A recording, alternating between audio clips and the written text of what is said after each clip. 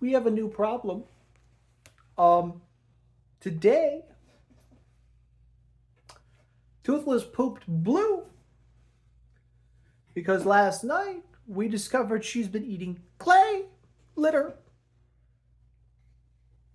I don't know what to do with this information. We've taken away the clay litter. She has wood litter now. And we're forcing her to actually eat the baby food and food that she's supposed to eat. Um, it's just a. She's malnourished because she's nauseous, and she's malnourished because she's eating clay instead of food because so it's a Mobius strip, so we've just got to break her out of it now. Why? Why? Why is my what is my life?